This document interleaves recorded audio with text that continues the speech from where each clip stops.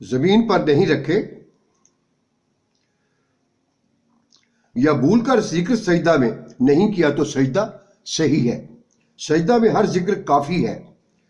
البتہ احتیاط واجب یہ ہے کہ ذکر کی مقدار 3 مرتبہ سبحان اللہ یا 1 مرتبہ سبحان اللہ و بحمدہ سے کم نہ ہو، اور یہ بھی مستحب ہے کہ سبحان ربی الاعلیٰ و بحمدہ 3 دفعہ 5 یا 7 مرتبہ کہے۔ سجدہ میں ذکر واجب کی مقدار تک بدن ساکن رہے، اور مستحب ذکر کہتے وقت بھی اگر اس کو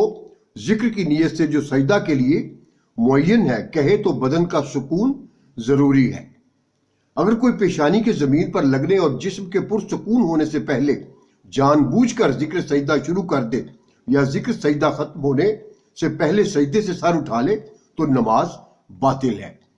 اگر کوئی بھول کر زمین پر پیشانی لگنے سے پہلے ذکر سجدہ ادا کرے اور سر اٹھانے سے پہلے سمجھ لے کہ غلطی ہوئی ہے تو چاہیے کہ دوبارہ جسم کے پرسکون ہونے کے بعد ذکر کرے۔ اگر ذکر سجدہ کہتے وقت 7 اعضاء میں سے کسی ایک کو جان بوجھ کر زمین سے اٹھا لے تو نماز باطل ہے، البتہ جس وقت ذکر میں مشغول نہیں اگر پیشانی کے علاوہ کسی عضو کو اٹھا کر دوبارہ رکھ لے تو کوئی اشکال نہیں۔ اگر کوئی نماز گزار سجدہ سے سر اٹھانے کے بعد سمجھے میں نے ذکر ختم ہونے سے پہلے سر اٹھایا ہے تو اس کی نماز صحیح ہے۔ پہلے سجدہ کا ذکر ختم ہو جانے کے بعد بیٹھ جائے یہاں تک کہ بدن کے ساکت ہو جانے کے بعد دوبارہ سجدہ میں جائے۔ نمازی کی پیشانی کی جگہ اس کے گھٹنوں کی جگہ سے 4 ملی ہوئی انگلیوں سے زیادہ بلند یا پست نہ ہو، بلکہ احتیاط واجب یہ ہے کہ اس کی پیشانی کی جگہ اس کے پاؤں کی انگلیاں کی جگہ سے ملی ہوئی ہو، 4 انگلیوں سے زیادہ بلند یا پست نہ ہو۔ ڈلوان والی زمین میں کہ جس کا ڈلوان درست معلوم نہیں، احتیاط واجب ہے یہ ہے کہ نمازی کی پیشانی کی جگہ اس کے پاؤں کی انگلیوں اور گھٹنوں کے سروں سے ملی ہوئی 4 انگلیوں سے زیادہ بلند نہ ہو۔ اگر بھول کر پیشانی کسی ایسی جگہ پر رکھے جو پاؤں کی انگلیوں اور گھٹنوں کے سروں سے ملی ہوئی 4 انگلیوں سے زیادہ اونچی ہے تو اگر وہ اتنی بلند ہے کہ عرفاً نہیں کہتے کہ یہ سجدہ کی حالت میں ہے تو اسے اختیار ہے کہ سر کو اٹھا لے اور اس چیز پر رکھے کہ جس کی اونچائی ملی ہوئی 4 انگلیوں کے برابر یا اس سے کم ہو، یا کہ اس سر کو اس جگہ کی طرف کھینچے کہ جو ضم شدہ 4 انگلیوں کے برابر یا اس سے کم ہو۔ اور اگر اس کی اونچائی اتنی ہے کہ لوگ کہتے ہیں کہ سجدہ کی حالت میں ہے تو بھی احتیاط واجب یہ ہے کہ پیشانی اس چیز کی طرف کھینچے کہ جس کی بلندی ایک دوسرے سے ضم شدہ 4 انگلیوں کے برابر یا اس سے کم ہو، اور اگر پیشانی کا کھینچنا ممکن نہیں تو احتیاط واجب یہ ہے کہ نماز ختم کرنے کے بعد دوبارہ پڑھے۔ آگے ہے پیشانی اور جس چیز پر سجدہ کرنا ہے ان کے درمیان کوئی چیز حائل نہ ہو، پس اگر سجدہ گاہ اتنی میلی ہے کہ پیشانی خود سجدہ گاہ تک نہیں پہنچتی تو سجدہ باطل ہے، البتہ اگر مثلا سجدہ گاہ کا صرف رنگ بدلا ہوا ہے تو کوئی حرج نہیں۔ حالت سجدہ میں دونوں ہتھیلیاں زمین پر ہونی چاہیے، البتہ ہاتھ کی پشت حالت مجبوری میں زمین پر رکھے میں کوئی حرج نہیں، اور اگر ہاتھوں کی پشت بھی زمین پر رکھنا ممکن نہ ہو تو پھر ہاتھ کی کلائی رکھ لے، اور یہ بھی ممکن نہیں تو کوہنی تک جس جگہ پر کو رکھ سکتا ہے رکھے، اور اگر یہ بھی نہ ہو سکے تو بازو کا رکھنا بھی کافی ہے۔ احتیاط واجب کی بنا پر سجدہ میں پاؤں کی انگلیوں کے سرے زمین پر رکھنے چاہیے، اور اگر پاؤں کی دوسری انگلیاں یا پاؤں کی پشت زمین پر رکھے یا ناخن بلند ہونے کی وجہ سے انگوٹھے کا سرا زمین پر نہیں لگتا تو نماز باطل ہے۔ اور جو شخص کوتاہی یا مسئلہ نہ جاننے کی وجہ سے اپنی نمازیں اسی طرح پڑھتا رہا ہے، اس کے لیے احتیاط مستحب یہ ہے کہ وہ نمازیں دوبارہ پڑھے۔ جس شخص کے انگوٹھے یا کچھ حصہ کٹا ہوا ہو وہ باقی حصہ زمین پر لگائے، اور کچھ بھی باقی نہیں یا بقیہ بہت چھوٹا ہے تو باقی انگلیاں زمین پر رکھے، اور اگر کوئی انگلی نہیں تو جتنا پاؤں باقی ہے وہ زمین پر رکھ دے۔ اگر خلاف معمول سجدہ کرے، مثلا سینہ اور شکم زمین سے لگا دے تو احتیاط واجب یہ ہے کہ نماز دوبارہ پڑھے، اور اگر وہ پاؤں پھیلا دے تو چاہے اس کے 7 عضو جو بیان ہو چکے ہیں زمین پر بھی لگے ہوں تو بھی اسے نماز دوبارہ پڑھنی پڑے گی۔ سجدہ گاہ یا کوئی اور چیز کے جس پر سجدہ کرتے ہوئے پاک ہو البتہ اگر مثلاً سجدہ گاہ نجس فرش پر رکھ دے یا سجدہ گاہ کی ایک طرف نجس سی تھی اور اس نے پیشانی پاک طرف رکھی ہے تو کوئی حرج نہیں۔ اگر پیشانی پر پھوڑا وغیرہ ہو تو اگر ممکن ہو سکے تو پیشانی کی صحیح سالم جگہ پر سجدہ کرے، اور اگر یہ ممکن نہیں تو زمین میں ایک گڑھا کھودے اور پھوڑا اس گڑھے میں اور اس صحیح سالم جگہ کی اتنی مقدار کو جو سجدہ کے لیے کافی ہے زمین پر رکھ لے۔ اگر پھوڑا یا زخم پوری پیشانی کو گھیرے ہوئے ہے تو پیشانی کی دونوں اطراف میں سے کسی ایک طرف پر سجدہ کرے، اور اگر یہ بھی ممکن نہیں تو تھوڑی پر کرے، اور اگر تھوڑی پر بھی نہیں ہو سکتا تو چہرہ کی جس جگہ پر سجدہ ہو سکے کرے، اور اگر چہرہ کی کسی جگہ پر ممکن نہ ہو تو سر کے اگلے حصہ پر سجدہ کرے۔ جو شخص پیشانی زمین تک نہیں پہنچا سکتا تو جتنا ہو سکے جھکے اور سجدہ گاہ وغیرہ کو جن پر صحیح سجدہ ہو سکتا ہے وہ کسی بلند جگہ پر رکھ لے، اور اسی طرح پیشانی اس کے اوپر رکھے کہ لوگ کہیں کہ سجدہ کر رہا ہے۔ البتہ ہتھیلیاں، گھٹنے اور پاؤں کے انگوٹھے معمول کے مطابق زمین پر رکھے۔ جو شخص بالکل نہیں جھک سکتا وہ سجدہ کے لیے بیٹھ جائے اور سر کے ساتھ اشارہ کرے، اور اگر سر کے ساتھ اشارہ نہ ہو سکے تو آنکھوں سے کرے، اور دونوں صورتوں میں احتیاط واجب ہے۔ اگر ہو سکے تو سجدہ گاہ کچھ بلند کرے تاکہ پیشانی اس کے اوپر رکھ لے، اور اگر یہ نہیں ہو سکتا تو پھر احتیاط مستحب ہے کہ سجدہ گاہ کو اٹھا کر پیشانی پر رکھے، اور اگر سر یا آنکھوں سے اشارہ نہیں کر سکتا تو دل میں سجدہ کی نیت کرے، اور احتیاط واجب یہ ہے کہ ہاتھ یا اس قسم کی کسی چیز سے سجدہ کے لیے اشارہ کرے۔ جو شخص بیٹھ نہیں سکتا وہ کھڑے ہو کر سجدہ کی نیت کرے، اور اگر ہو سکے تو سجدہ کے لیے سر کا اشارہ کرے، اگر یہ ممکن نہیں تو آنکھوں سے اشارہ کرے، اور یہ بھی نہیں کر سکتا تو دل میں سجدہ کی نیت کرے، اور احتیاط واجب یہ ہے کہ ہاتھ یا اس قسم کی کسی چیز سے سجدہ کے لیے اشارہ کرے۔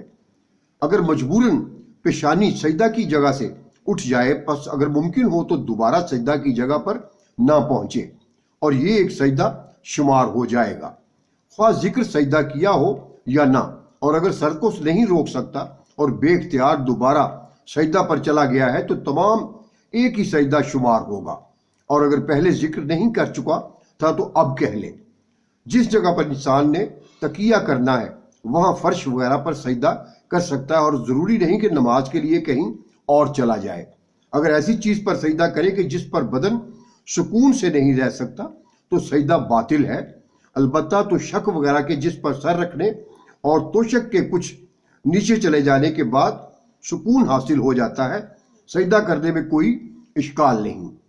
اگر انسان مجبور ہے کہ کیچڑ والی زمین پر نماز پڑھے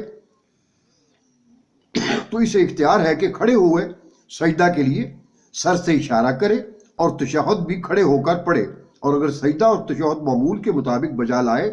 تو بھی اس کی نماز صحیح ہے۔ پہلی اور تیسری رکعت کے جن میں تشہد نہیں، مثلا نماز ظہر، عصر اور عشاء کی تیسری رکعت اگر دوسرے سجدہ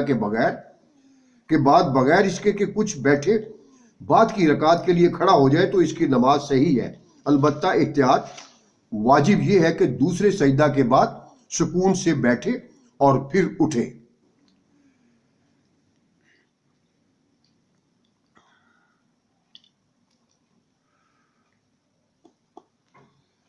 اب یہ ہیں وہ چیزیں ہیں کہ جن پر سجدہ صحیح ہے۔ سجدہ زمین اور ان چیزوں پر ہو سکتا ہے جو زمین سے اگتی ہیں اور کھانے کے کام نہیں آتی، مثلا لکڑی اور درخت کے پتے اور وہ چیزیں جو کھانے اور پہننے کے کام آتی ہیں، ان پر سجدہ صحیح نہیں۔ اور معدنیات پر بھی، مثلا سونا، چاندی اور فیروزہ پر سجدہ باطل ہے۔ باقی رہا معدنی پتھروں پر سجدہ کرنا، مثلا سنگ مرمر یا سیاہ پتھر، تو اس میں کوئی اشکال نہیں۔ احتیاط واجب یہ ہے کہ درخت، انگور کے پتوں پر اگر وہ تازہ ہوں تو سجدہ نہ کریں۔ ان چیزوں پر سجدہ کرنا جو زمین سے اگتی ہیں اور جانوروں کی خوراک بنتی ہیں، مثلا چارہ اور گھاس، صحیح ہے۔ ان پھولوں پر سجدہ کرنا جو خوراک نہیں بنتے، صحیح ہے، البتہ وہ دوائیاں جو زمین سے اگتی ہیں اور خوراک کے کام آتی ہیں، مثلا گل بنفشہ، گل گوزبان، تو ان پر سجدہ صحیح نہیں ہے۔ ایسے گھاس پر سجدہ کرنا جو بعض شہروں میں کھائے جاتے ہیں اور بعض میں نہیں، اور کچے میوے پر بھی سجدہ صحیح نہیں، لیکن تمباکو پر سجدہ صحیح ہے۔ آہن اور چونے کے پتھر پر سجدہ کرنا صحیح ہے، بلکہ پختہ چونے اور سیمنٹ، اینٹ اور مٹی کے لوٹے اور اس قسم کی چیزوں پر بھی صحیح ہے۔ اگر کاغذ ایسی چیز سے بنا ہو کہ جس پر سجدہ صحیح ہے، مثلا گھاس، تو اس پر سجدہ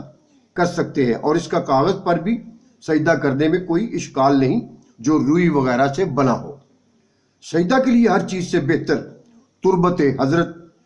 سید الشہداء علیہ السلام، اور اس کے بعد مٹی، اور مٹی کے بعد پتھر، اور پتھر کے بعد گھاس ہے۔ اگر کوئی چیز انسان کے پاس نہیں کہ جس پر سجدہ صحیح ہے، یا اگر ہے لیکن گرمی یا سردی کی زیادتی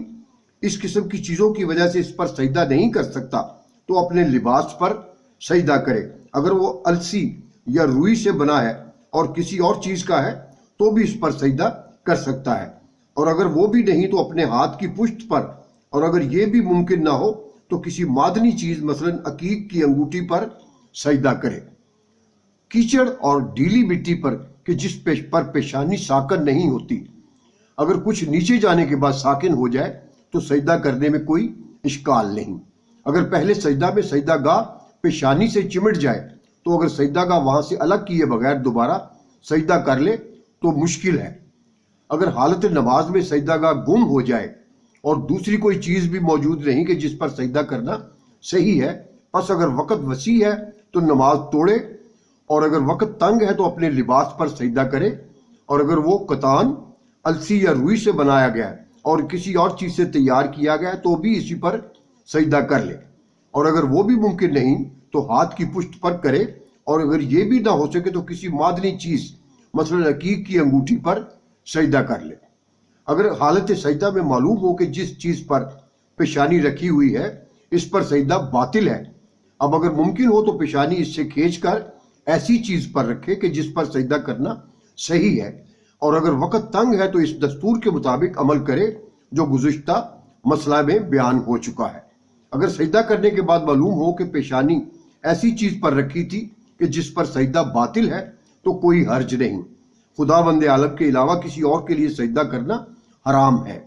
اور بعض عوام جو ائمہ علیہ السلام کے قبور کے سامنے پیشانی زمین پر رکھتے ہیں، اگر شکر خداوندی کے طور پر ہو تو کوئی اشکال نہیں، ورنہ حرام ہے۔ اور اس کے ساتھ یہ والی ویڈیو ہم اس کے ساتھ ختم کرتے ہیں، اور آپ سب کے لیے دعا ہے کہ اللہ تعالیٰ آپ کو محمد و آل محمد کے صدقے میں اپنی حفظ و امان میں رکھے۔ اور آپ سے دوبارہ درخواست ہے کہ اس ویڈیو کو جن بچوں نے چینل کو ابھی تک سبسکرائب نہیں کیا وہ اس کو سبسکرائب کریں، شیئر کریں، لائک کریں، اور گھنٹی کے اس کے بٹن کو وہ بھی دبا لیں، اور جہاں جہاں آپ بیٹھتے ہیں، جس چینل پہ آپ دیکھتے ہیں اس پر اس کو شیئر کریں، فیس بک پر، واٹس ایپ پر، میسنجر پر، ٹویٹر پر، انسٹاگرام پر، آپ جو بھی دیکھتے ہیں، تو آپ کی بہت بہت مہربانی۔ اور باقی انشاءاللہ اگلی ویڈیو میں آپ سے باتیں ہوں گی۔ والسلام، خدا حافظ۔